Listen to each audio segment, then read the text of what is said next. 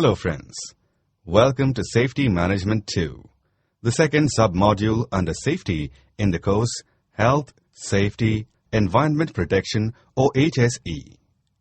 HSE consists of 4 main modules that will cover the above-mentioned aspects in detail. Click here to view the learning outcomes for Safety Management 2.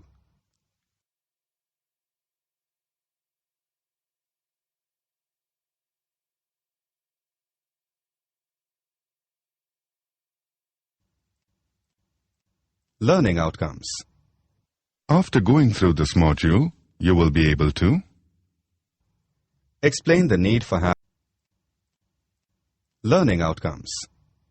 After going through this module, you will be able to Explain the need for having emergency procedures in organizations and the ways in which likely emergency situations can be identified.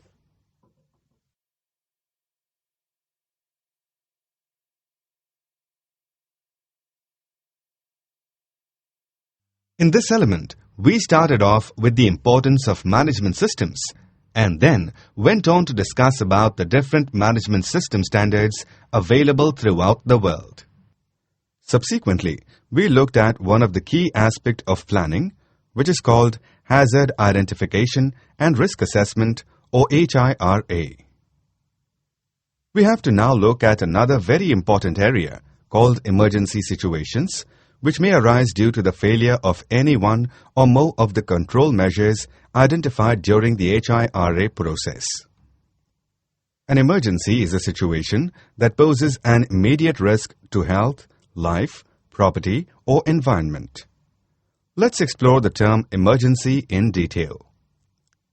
An emergency is described in the 9th edition of Concise Oxford English Dictionary as a sudden state of damage requiring immediate action, and also as an event of serious or imminent danger.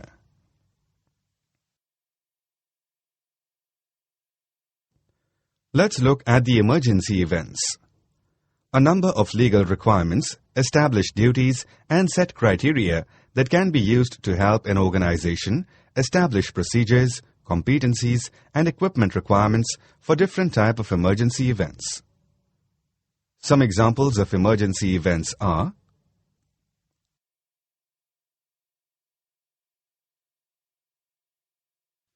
Section 41B of the Factories Act 1948.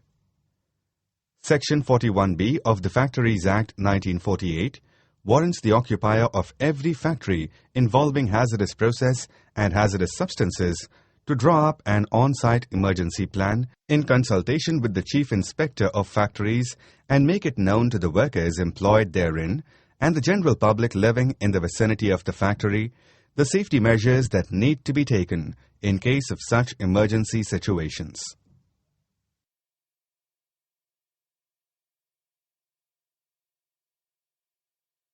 Section 61C of the Factories Rules 1950. Section 61C of the Factories Rules 1950 places a duty on the Safety Committee of an organization to review the adequacy of the emergency and disaster management plan of the organization and to ensure the implementation of the same.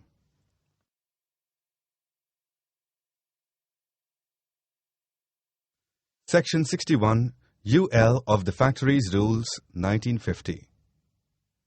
Section 61 UL of the Factories Rules 1950 requires the employer to prepare, keep up to date, and furnish to the Chief Inspector of Factories an on-site emergency plan detailing how major accidents will be dealt with on the site, and that plan shall include the name of the person who is responsible for safety on the site and the names of those who are authorized to take action in accordance with the plan in case of an emergency. This rule also indicates that the occupier shall conduct a mock drill of the on-site emergency at least once in every 6 months.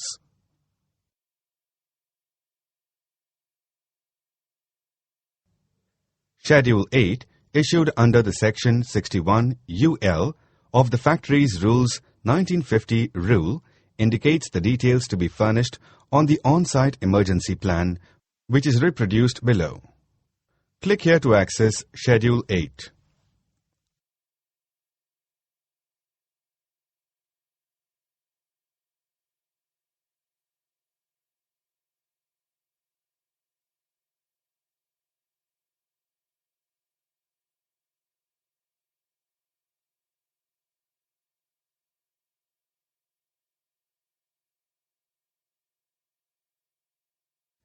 You have explored the term emergency and the legal requirements related to this.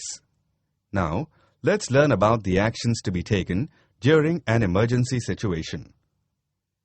Typically, the nature of an emergency requires urgent action to either control the situation or stop it from developing into an even more serious situation, or to remove persons from the vicinity in order to protect their safety. Often, both actions are required. The size and scope of the emergency response arrangements that may be necessary for organizations to consider have been highlighted since the events at the World Trade Center, New York, on September 11, 2001. Increasingly, there is awareness of the need to develop and maintain a range of response arrangements that will not only assist an organization to respond to the immediate events, but also in the short, medium, and longer term. You've explored the actions to be taken during an emergency. Now, let's look at the characteristics of emergencies. All emergency situations share a number of common characteristics and properties. They all arise much faster than normal activities, can occur during normal and exceptional operating circumstances, have the potential to cause loss of life, major injury, and/or extensive loss of property, can give rise to unfamiliar or frightening experience, escalate rapidly, are caused by internal or external agents, prevent the operation of normal management processes, have unpredictable consequences.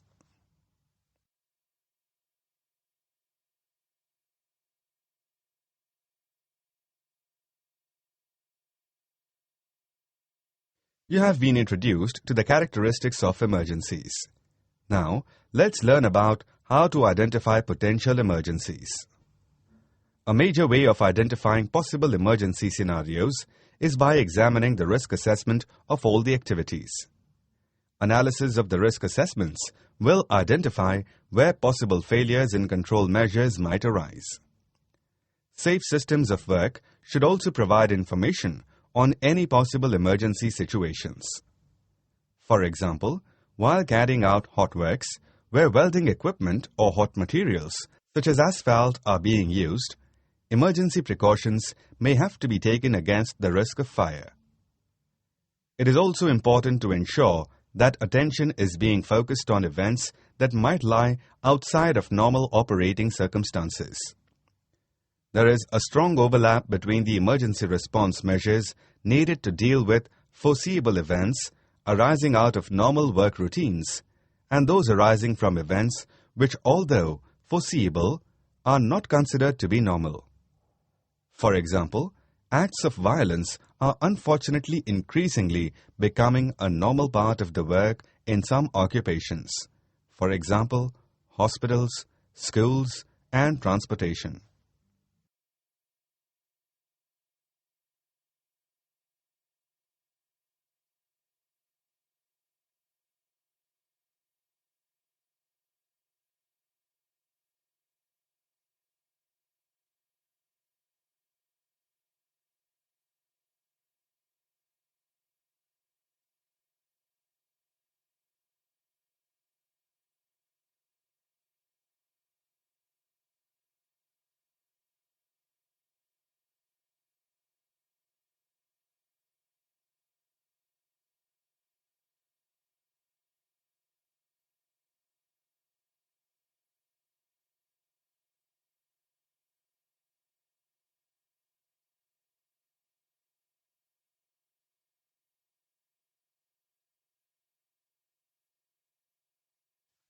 You've examined the most common characteristics of emergency situations.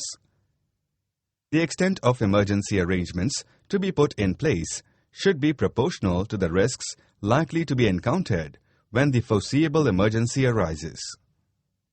In general, employers are not required to make additional emergency arrangements where they assess that there is only a slight risk and the control measures they have put in place to fulfill the requirements of safety or fire legislation are sufficient to control that risk. They may decide this on the basis of the quantity of substances present and, therefore, likely to be involved in any emergency or the extent of any fire or explosion that may result. Where the risk is very low, they may therefore rely upon the emergency provisions they have made for imminent danger under the national legislation for, say, fire safety precautions, including means of escape that they have put in place to comply with fire safety legislation.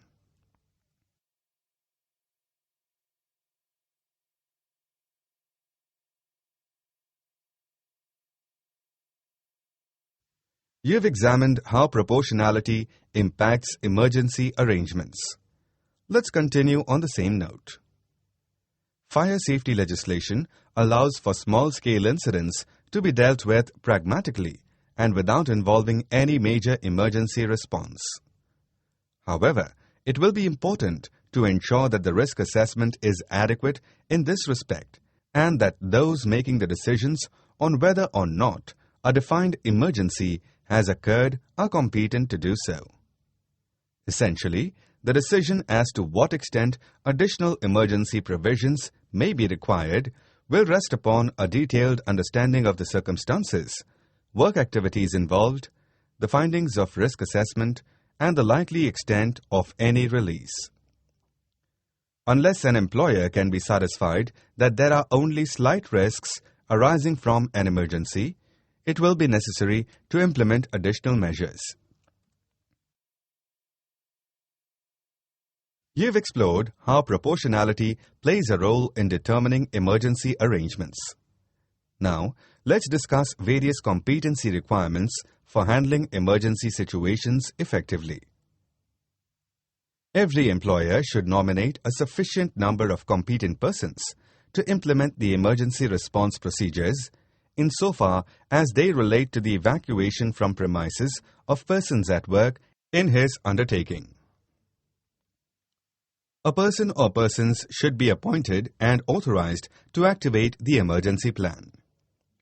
This person should have sufficient knowledge and experience of the processes and the workplace to identify when an emergency has occurred or is about to occur. Other persons may be required to have specific competencies to activate aspects of the plan. These aspects can include evacuation, firefighting, spillage control, process control, isolation of utilities, management 1, management 2. You'll explore each of these aspects in detail shortly. Here's a detailed look at various aspects of an emergency plan. Evacuation. It is usually necessary to undertake some sort of evacuation from the workplace in order to limit the effect or possible effect of the emergency. Depending on the nature and size of the work site, the evacuation may be complete or partial. It is therefore imperative that at every work location there is at least one person who has the ability to authorize, supervise, or manage an evacuation. The evacuation should ensure that persons are moved to a place of safety. The emergency plan should describe where this place is located so that the information can be made readily available. Where circumstances mean that the designated place of safety cannot be used, an alternative site will need to be found. The plan should also detail the actions to be taken in the event of such circumstances.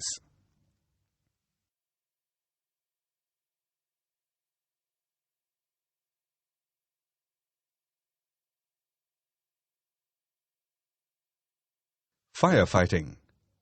The emergency plan may have identified that localized firefighting will be required to protect the means of escape or control a process that is becoming out of control, or prevent escalation of the situation and afford time for evacuation to take place.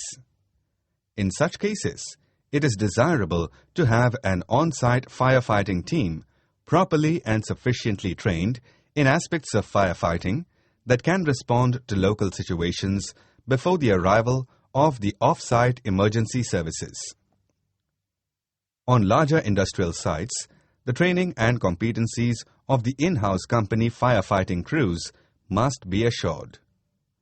This can be achieved by utilizing the National Fire Service Competencies Framework, now formulated into the Integrated Personal Development System. This framework identifies the knowledge, skills, and experience needed by firefighters in various situations and, together with detailed risk assessments, should form the basis of ensuring that, in undertaking emergency response actions, the personnel do so safely.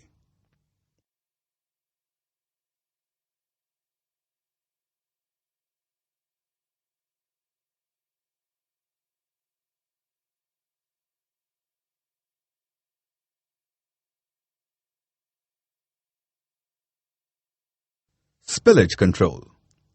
If the loss or escape of substances which can be contained can be controlled, this will limit the escalation of an emergency situation or limit its consequences. Spillage control teams can be formed and provided with equipment and facilities to contain any spillage. They will need a detailed knowledge of the nature and properties of the substances which they are likely to have to control and have experience of using the containment equipment and methods. It is important to ensure that the personal protective equipment or PPE selected for this task is suitable for emergency situations, is properly maintained, and easily accessible to the response teams. Of equal importance is the need to ensure good communications can be achieved, both within the teams themselves and also with others who may interact with them, or the area in which they are working. The latter will include the need to isolate any materials or substances which could enter the affected area and increase the dangers.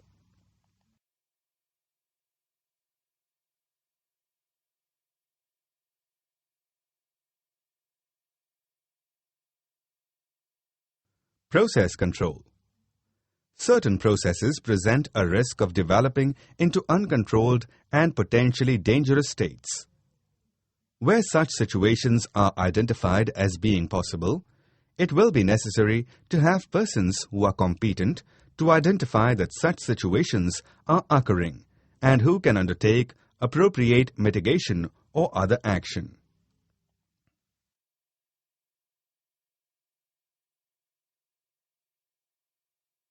Isolation. The operation of a variety of work activities involves the use of gas, electricity, and water. When an emergency situation occurs or is developing, it is often necessary to isolate utility supplies to prevent further escalation of the situation. It is important, therefore, that information is available and considered in any emergency plan as to the location and control of the utilities.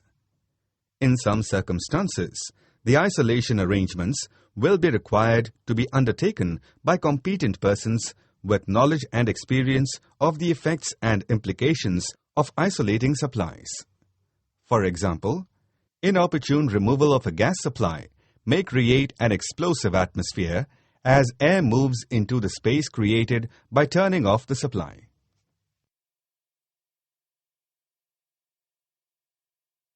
Management 1. The plan will need to address the overall control requirements for any foreseeable emergency.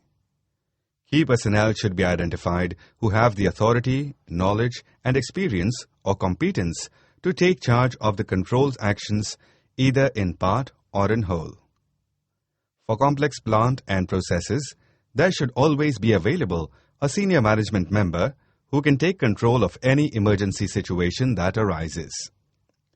In addition, the plan should identify those people with particular relevant competencies for dealing with specified aspects of the plan, such as process control, liaising with emergency services, and dealing with public relations.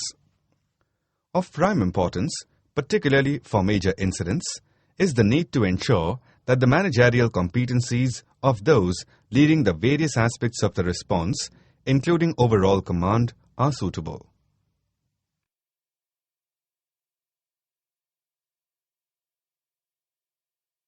Management 2. The management and leadership skills required in emergency situations and for major incident control are not like those used in day-to-day management situations. The type of decisions to be made, the circumstances and priorities are among the several issues that generally have to be addressed differently.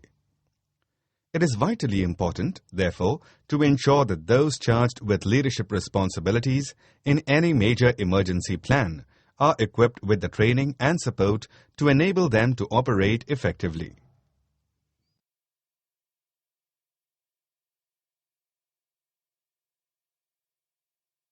You have been introduced to various aspects of an emergency plan. It's time now to explore fire wardens. They represent a particular class of competent persons who have authority and responsibilities in emergency situations involving fire. They will normally be responsible for a specified area or floor or section of a workplace.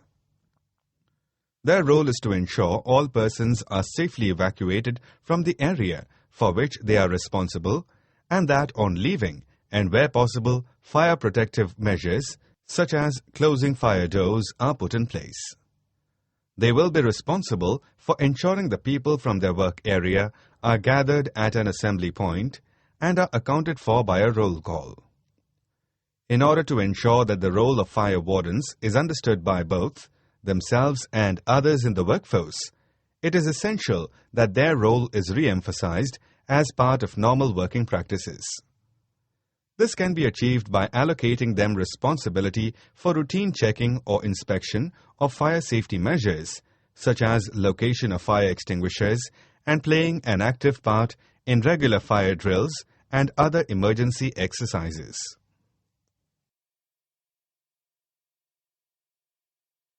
You've been introduced to the significance of disaster and emergency arrangements. It's time to take a safe shot. Choose the correct options. Which of the following are likely to be a part of an emergency plan?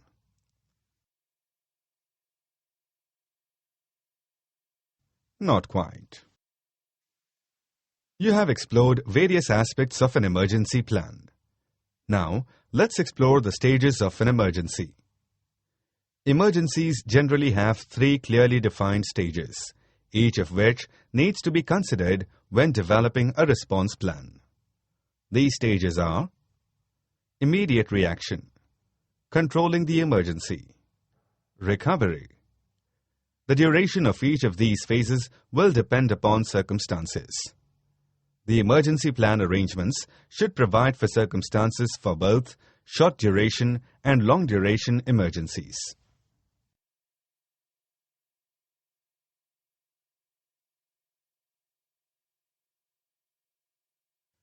Let's look at the first stage of an emergency.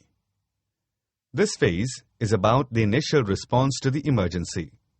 It involves identifying that there is imminent danger and providing warning for personnel. Initiating immediate control. This may include firefighting, rescue, plant shutdown, initiating the emergency plan. Informing key personnel.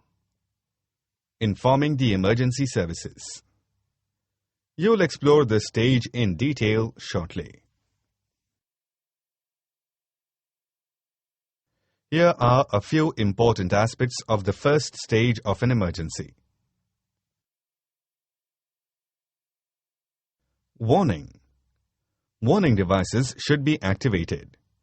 In some cases, the warning devices will be linked to the plant and sound automatically. In other situations, it will be necessary to manually sound alarms. Immediate control. Control measures should be initiated as soon as a warning is given or occurrence of danger happens. The prime actions will be to ensure that persons are removed to a place of safety. It is vitally important that all personnel have a knowledge and understanding of the emergency provisions and can undertake the necessary actions to ensure their safety and the safety of others. Key personnel should be identified, informed, and summoned as necessary. Informing emergency services. Emergency services should be informed as soon as possible. Sufficient information should be given to identify the site and location and the nature of the emergency. In circumstances where the emergency services will require the assistance of person with on-site knowledge, for example, of chemicals and processes involved, these persons should be notified and directed to a rendezvous point where they can meet the officer in charge of the responding emergency service. Site plans, shut-off controls, and utility services should be available to assist the emergency services where this is necessary. Where appropriate, the emergency plan should be initiated. This should be done by the person or persons authorized to put the plan into effect. You have explored the first stage of an emergency. Now, let's examine the second stage of an emergency. This phase of the emergency may last for some time, depending on the circumstances. In the case of explosions, the emergency may be of catastrophic proportions, but the control measures will be of limited duration once structural damage and the possibility of fire has been contained. In the case of fire, the control stage may be prolonged. Control actions will include establishing a control center and ensuring coordination of all the necessary control activities. This will normally involve one or other of the emergency services where loss of life has occurred or fire and rescue operations have been required. Identifying personnel and ensuring evacuation has been undertaken and achieved. This will require a process for undertaking a roll call and assisting the emergency services in locating any persons not accounted for. Removing injured persons to a place of safety to be dealt with locally by initial first aid and where appropriate removed to hospital. Protecting other areas. Areas of the worksite not directly involved should be protected and steps taken to safeguard plant, equipment, and materials. Making safe structures and materials, including any water runoff from the site, and generally ensuring the effects of the emergency are mitigated. Now, finally, here's a look at the third stage of an emergency, that is, recovery. As the emergency progresses and the situation is brought under control, there will come a point when the immediate danger is removed and it is possible to consider undertaking salvage work, preparing to resume normal work, or otherwise determining the viability of premises, plant, or processes. In this phase, the action required is that of winding down the emergency response and taking stock of the situation. It is at this point that attention will be given to the implementation of any contingency or business continuity program that has been devised. Repairs and salvage arrangements can be put in place and work undertaken to provide protection from the elements, clear up and prepare for return to a state of normality. You have explored the stages of an emergency. It's time to take a safe shot. Choose the correct option. In the second stage of an emergency, injured persons will be moved to a safe spot.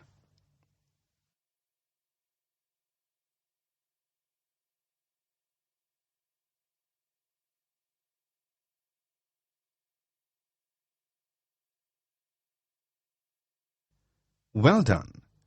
The correct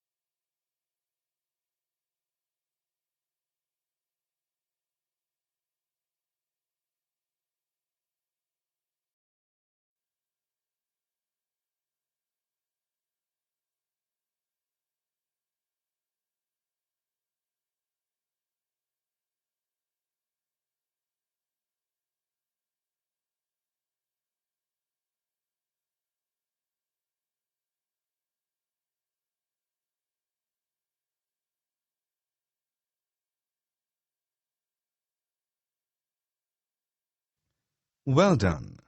The correct answer is true. Information should be kept in such a form and location that it is readily accessible and will not itself be compromised by the nature of any emergency. Here's a look at the concepts that have been covered. Emergency.